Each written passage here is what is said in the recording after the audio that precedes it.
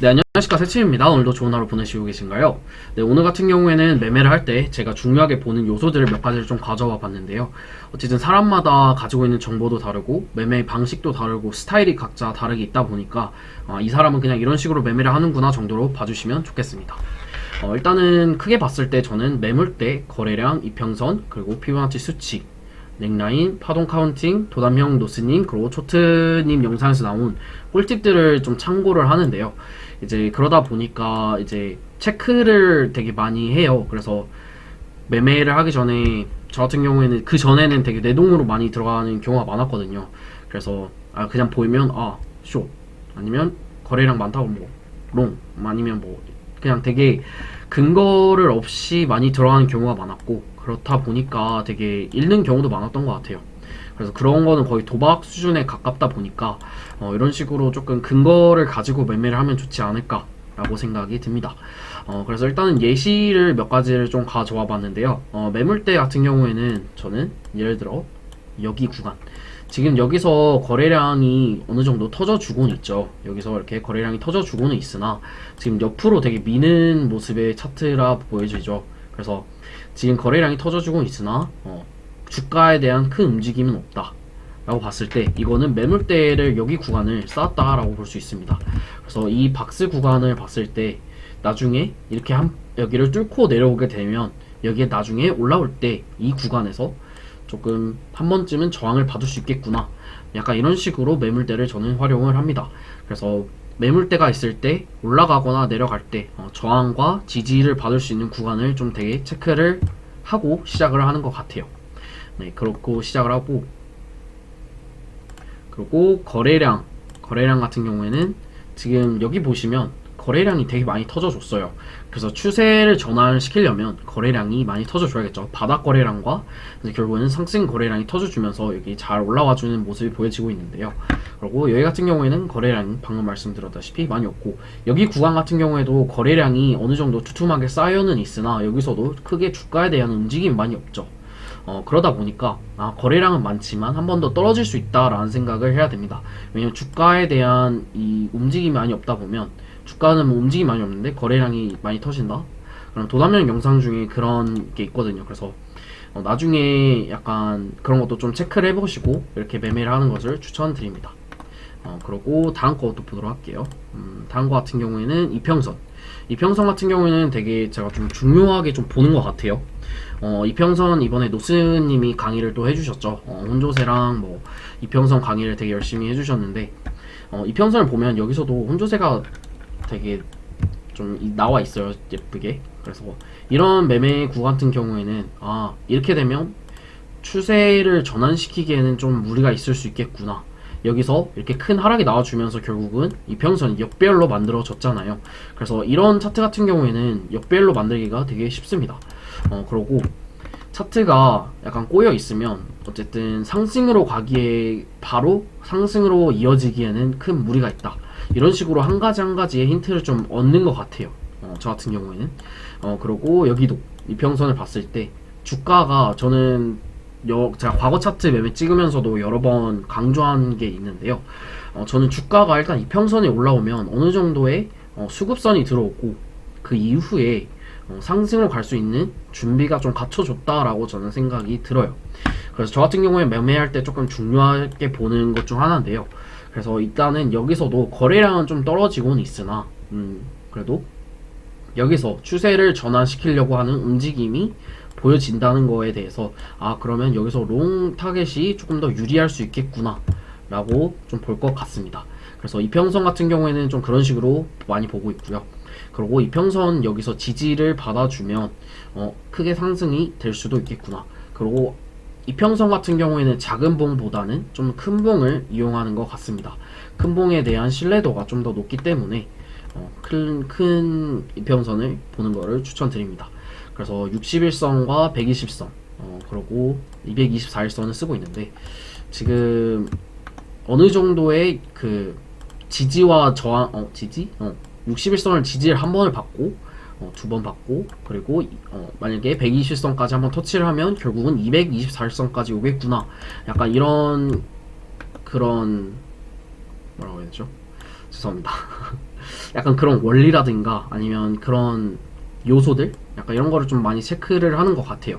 그래서 그런 거를 좀 많이 보는 것 같고, 그리고 다음 같은 경우에는 피보나치 수치 같은 경우에는 제가 여러 번 좀 그어놨는데, 피보나치는 근데 피보나치를 좀 중요하게 보긴 봅니다. 하지만 피보나치가 매매를 할 때 엄청 크게 꼭 이거야만 된다라고 그런 건 아닌 것 같아요. 그래서 피보나치만 보고 매매를 하진 않습니다. 그래서 피보나치도 되게 중요하게 보긴 하지만 여러 가지가 같이 종합적으로 봤을 때 움직임이 여기로 가겠구나 했을 때 되게 좀 중요하게 쓰는 것 같습니다. 지 같은 경우는 786을 여러 번 터치를 일단 한번 터치를 하고 두 번 정도, 두세 번 정도 터치를 하고 저항을 받는 모습에 내려가는 모습도 보여지죠. 그래서 786 같은 경우도 나와주고 있고, 여기 같은 경우에는 제가 롱 타겟 구간 잡는 걸 되게 좋아하는데요. 236 근처를 지켜줬어요. 일단 저점을 깨지 않았고 여기 구간에서 결국은 236 구간에서 다시 마무리를 시켜줬죠. 올려가 주면서 이런 모습에서 저는 여기서 되게 손절가도 짧기 때문에 진입하기에는 되게 좋다라고 생각이 듭니다. 그래서 이럴 때 저는 피보나치를 좀 많이 쓰는 것 같아요. 그래서 약간 이런 식으로 좀 쓰고 있습니다. 네, 그리고 다음 같은 경우에는 넥라인인데요. 넥라인 같은 경우에는 여기서 두 개 정도 그려놨는데요. 지금 같은 경우에는 봤을 때 이 구간을 지금 좀 못 들어주고 있구나, 거래량이 많이 터져주면서 여기를 뚫고 지지를 해야 더 큰 상승이 나올 수 있지만 지금 같은 경우에는 거래량도 많이 없고 여기 구간을 좀 지지를 해주는 모습을 못 보여주고 있기 때문에 좀 더 하방에 유리할 수도 있겠구나 라고 생각을 해야 됩니다. 그리고 여기 같은 경우에도 이 구간을 지지를 여러 번 해준 모습을 보여줬지만 여기 구간을 뚫고 내려가면 저항을 받을 수 있겠구나. 그래서 여기 구간에서도 방금 전에 피보나치를 얘기를 했지만 여기서도 여러 번 일단 저항을 받는 모습이 보여지고 있어요. 그래서 결국은 거래량이 좀 터져주면서 어느 정도 올라왔기 때문에 여기서 조금 추세 전환을 할 수 있었던 것 같아요. 그래서 약간 이런 식으로 저는 넥라인을 좀 활용을 합니다. 그리고 여기 같은 경우에도 여기 구간 같은 경우에도 여러 번 진짜 많이 지켜줬죠. 바닥을 지켜주다가 결국은 뚫고 내려오니까 여기가 결국은 저항선으로 바뀌게 되죠. 그래서 저는 이런 구간을 되게 좀 체크를 많이 하는 것 같아요. 그래서 넥라인이랑 매물대랑 저는 되게 많이 보고 있고요. 그렇습니다. 네. 그리고 파동 카운팅 같은 경우에는 매매를 할 때 짧게 하는 것 같아요. 저는 아직까지도 1시간 봉, 4시간 봉을 보는데 그리고 짧게도 되게 많이 하는데 가끔씩 보면 제가 파동 카운팅이 조금 약하다라고 많이 생각을 하거든요. 그래서 연계를 시키거나 이런 거에 대해서 좀 부족하다라고 생각이 들어요. 그래서 파동 카운팅에 대해서 저는 크게 자신이 없다 해야 되나? 네, 좀 그런 게 있는 것 같아서 파동 카운팅 같은 경우는 매매를 할 때 그전 앞전 파동이랑 뭐 1시간 정도 이렇게 체크를 하면서 많이 보는 것 같아요. 네, 그렇습니다. 그리고 일곱 번째, 도담형 노스님 그리고 초트님 영상에 나온 꿀팁들을 많이 참고를 하는데요. 이제 도담형 영상도 그렇고 다른 분들 영상이 되게 진짜 설명도 되게 잘해주시고 그런 게 잘 나와 있기 때문에 거기서 이제 저는 노트를 되게 많이 했었어요. 그래서 그러면서 매매를 할 때 조금씩 활용을 해보려고 하는데요.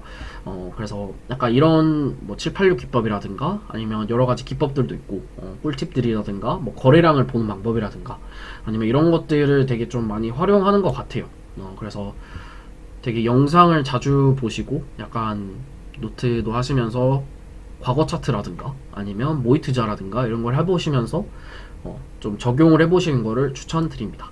네, 그래서 약간 그런 식으로 한 7가지 정도를 보면서 저는 매매를 하고 있습니다. 그래서 예시를 또 하나 보여드릴 건데요. 제가 매매를 했던 예시인데요. 그것도 저 같은 경우에는 이제 매매 일지를 엄청 자주는 않습니다. 네, 근데 이제 매매를 할 때 개인적으로 많이 하는 거는 뭐냐면 매매를 하기 전에 약간 이런 식으로 좀 써놔요. 어떤 식으로 이제 매매의 근거가 나왔는지, 내가 왜 이 타점에 들어갔는지 라든가 이런 거를 좀 중요하게 좀 적는 것 같습니다. 그래서 적고 나면 좋은 게 뭐냐면 나중에 매매가 성공을 했든 수익을 냈든 아니면 손절을 쳤든 간에 이제 그거를 다시 복습할 수 있는 좋은 게 되기 때문에 기록을 하는 게 되게 좋다라고 생각이 들어요. 그래서 매매 일지를 꼭 많이 안 쓰시더라도 아니면 매매를 할 때 이런 식으로 조금 보면서 하는 게 좋지 않을까라고 생각이 듭니다. 그래서 저는 약간 이런 식으로 하는데요. 피보나치 약간 이런 식으로 이렇게 하면서 좀 여러 가지 근거를 이렇게 적어 놓습니다. 그래서 첫 번째 같은 경우에는 피보나치를 그었을 때 786까지 왔네? 하지만 지금 거래량이 안 보이네? 라고 좀 보다가 여기서 피보나치 그거 봤을 때 이거 그러면 살짝 불규칙인가? 근데 비파에서 불규칙인가? 약간 이런 식으로 여러 가지 이렇게 조합을 해보면서 좀 보는 것 같아요. 근데 새로운 고점을 갱신을 했지만 지금 거래량이 계속 떨어지네? 거래량이 없고, 그리고 새로운 고점을 갱신했으나 한 번 더 거래량이 없는 모습에 그러면 지금 같은 경우에는 숏이 좀 유리할 수도 있겠구나 라고 생각을 합니다. 그리고 그리고 이후에 거래량이 계속 붙어지지 않고 또 A파가 이렇게 그려주는 모습에 그러면 이거는 B파가 좀 확신이 될 수도 있겠구나 라고 좀 생각을 할 것 같아요. 그래서 약간 이런 식으로 여기가 나와주고, 그리고 B파가 나와준 이후에 그러면 여러 가지 근거를 좀 많이 찾는 것 같아요. 그리고 약간 이평선이 지금 이렇게 꼬여 있는 모습도 보면서 이런 식으로 좀 많이 보는 것 같습니다. 그리고 이런 식으로 파동 체크도 조금 하면서 이런 거를 조금 저는 매매를 할 때 좀 이렇게 그어 놓으면서 합니다. 그래서 넥라인이랑 이런 것도 다 체크를 하고 잠시만요. 그러니까 이런 식으로 저는 그러면 이렇게 ABC가 나와줄 수도 있겠구나 라고 판단을 해봅니다. 그리고 그러면 어디 구간에서 좀 들어가는 게 좋을까 라고 봤을 때 저는 이 구간에서 숏을 잡았는데요.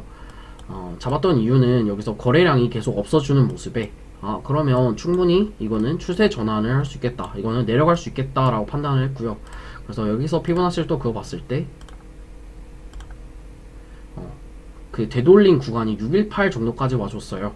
그러면 이게 지금 되돌림이면 이게 다시 하방으로 갈 수 있는 힘이 강하겠구나.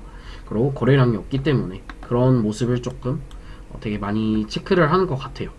그래서 저는 약간 이런 식으로 매매를 하는데요. 그래서 매매를 할 때 여러 가지 이제 근거와 이런 거를 적어 놓고, 왜냐면 나중에 하면 기억이 안 나는 경우도 좀 많더라고요. 그래서 옛날 매매 같은 경우는 내가 어떤 식으로 매매를 했지? 그리고 왜 여기서 돈을 잃었을까? 이런 생각도 해보면서 복습을 하는 그런 방법이 좋다라고 좀 판단이 돼서 결국은 그렇게 되면 실수도 나중에 줄일 수 있고, 내가 이런 구간에 들어갔을 때 이런 식으로 매매가 됐고 여기서 수익이 났기 때문에 다음에도 약간 이런 식으로 또 이용을 해볼 수 있겠구나 라든가 약간 되게 좋은 점이 많았던 것 같아요. 그래서 저는 매매를 하기 전에 약간 이런 식으로 적어놓고 이런 식으로 가겠구나 라고 좀 생각을 하는 것 같습니다. 그래서 저는 이 차트가 나오기 전에 이런 식으로 좀 적어놨었는데요. 그러다가 이게 나오고 나서 그러면 내가 생각한 대로 잘 갔구나. 그러고 이렇게 복습을 하는 그런 좋은 기회가 되는 것 같습니다.